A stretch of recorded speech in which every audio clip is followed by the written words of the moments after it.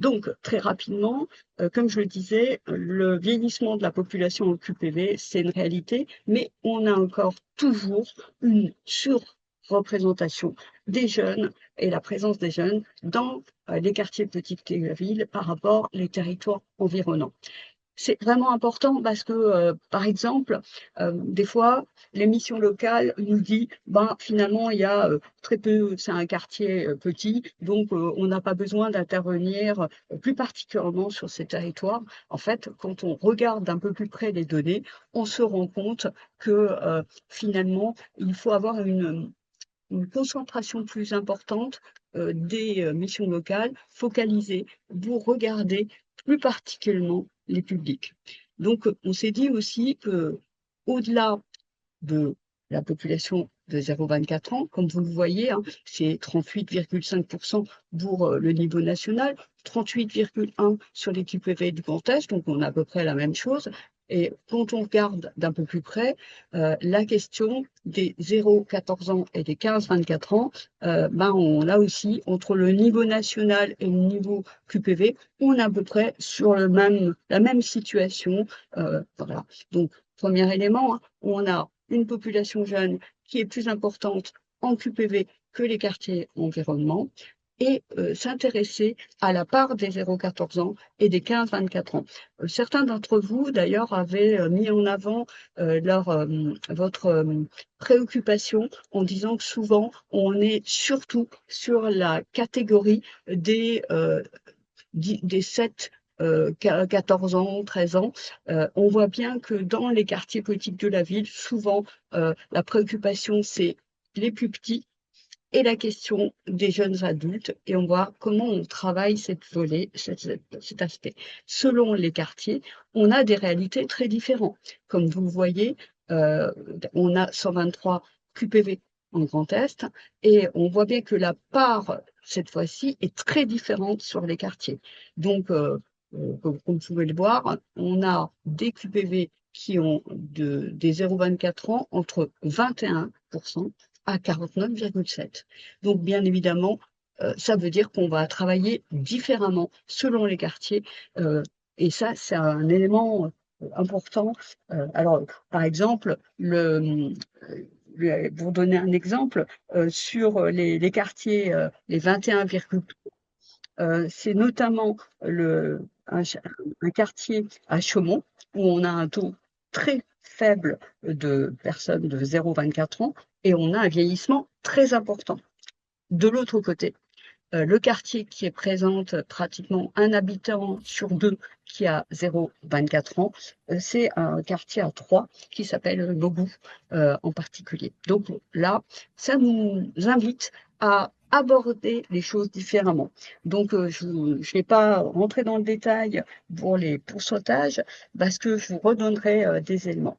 Ce qui me semble important, là vous aurez plus de données statistiques, je vais parler directement, on a quand même des réalités différentes. C'est-à-dire qu'on a des quartiers très jeunes, on a des quartiers plus âgés, mais on en a qui en fait quasiment la même population en part pour les jeunes et les plus âgés. Donc, cette analyse nous permet aussi un travail plus particulier sur euh, une approche intergénérationnelle qui me paraît vraiment importante, porter un regard particulier. Voilà. Donc ça, c'est le premier élément. Quand on s'intéresse à la question de jeunes, c'est aussi la question de la scolarisation. On s'intéresse à des données qu'on a régulièrement sur les taux de scolarisation des 15-24 ans. Dans ce domaine, ce qu'on peut constater sur ce volet, c'est que déjà, alors que précédemment, on a évoqué qu'on a la part de jeunes quasiment sur les QPV nationales et QPV du Grand Est du même type, là par contre, on a une situation différente. On a un taux de scolarisation qui est plus défavorable dans le Grand Est. Et ça, c'est un point important de souligner. On a 2 points, 1, de différence entre le niveau national et le Grand Est. Donc, une Moi, attention. Pardon. Merci de couper les micros. Merci.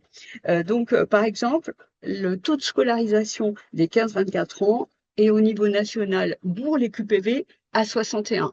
Au niveau national, pour l'ensemble des publics, on est sur un taux beaucoup plus important.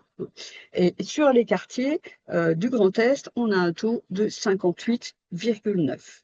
Donc, on voit là déjà une situation où on va avoir une attention particulière pour le Grand Est, pour la question du taux de scolarisation. Et quand on regarde la question de genre, filles, garçons, euh, habituellement, la tendance, c'est effectivement d'avoir un taux de scolarisation plus important des filles que les garçons. Ça, c'est une tendance et ce n'est pas que en quartier politique de la ville. C'est une tendance générale. Mais quand on regarde là aussi, on a la même situation entre le niveau national et le Grand Est avec 2 points de différence à la moyenne. Donc on voit bien que c'est un point particulier plus important. Voilà, c'est vraiment un élément. La question de la situation des filles, je vous invite à regarder en particulier parce que finalement, quand on regarde un peu plus près, on se rend compte que effectivement la situation des filles a un écart plus important avec le niveau national. Donc, je reprends cet élément très rapidement. Un taux de scolarisation des 15-24 ans qui est plus faible en quartier petit de la ville que au niveau national, la population environnante. Un taux de points différents entre le niveau national et le régional. Et quand on regarde au niveau des genres, on a cette différence qui est présente, mais elle est plus importante sur le Grand Est, sur la question des jeunes filles. Donc, la question qui va nous intéresser aussi dans la suite du travail aussi, c'est quelle est la situation et comment on va comprendre pour pouvoir agir, hein, parce que il y a plusieurs éléments qui peuvent entrer en compte. La même chose, les quartiers politiques de la ville présentent du Grand Est des situations très différentes. Et donc, je ne vais pas représenter, mais voilà, par exemple, le taux de scolarisation des 15-24 ans, je vous avais donné une moyenne du Grand Est à 58,9, mais en fait, selon les QPV du Grand Est, on a un écart entre 33% pour le quartier de sud à Châlons, 33,1 et 89,4 sur Jura-Citadelle, c'est à Strasbourg. Donc, c'est un quartier où on a beaucoup d'étudiants, donc c'est pas très étonnant, hein. Ce qui est intéressant, c'est de montrer toujours c'est des réalités très différentes et les images que l'on a des jeunes filles, des jeunes garçons nous impactent sur ce volet. Je vous enverrai hein, les éléments, les catégories qu'on a travaillées, mais je ne vais pas aller plus loin parce que comme vous n'avez pas les documents sous les yeux, et puis il fait chaud, les chiffres, c'est compliqué. Je termine sur la question du taux d'emploi. Euh, alors, le taux d'emploi, ce qui nous intéresse, c'est les 15-24 ans. Bon, alors la même chose, on sait en France, on a un taux d'emploi qui est en difficulté pour les plus jeunes et pour les seniors. Voilà. Ça, c'est une tendance générale. Dans les quartiers, bien évidemment, cette différence, elle est encore plus importante.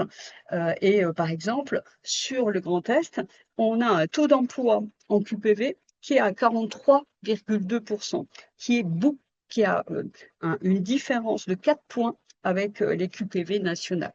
Donc, plus important, la situation plus dégradée que ce qu'on a évoqué sur la scolarisation.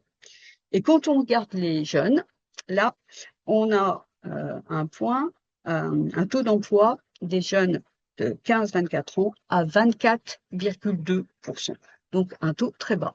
Ce qui est intéressant quand même de regarder, et ça, c'est peut-être quelque chose qu'on pourrait travailler ensemble, c'est que au niveau national, le taux d'emploi des 15-24 ans est de 25,8% pour les QPV au niveau national. Ça veut dire qu'on a un écart moins important sur les jeunes. Alors, soit on peut avoir un type, peut-être sur, j'y reviendrai tout à l'heure, sur l'apprentissage, les questions, l'alternance, etc.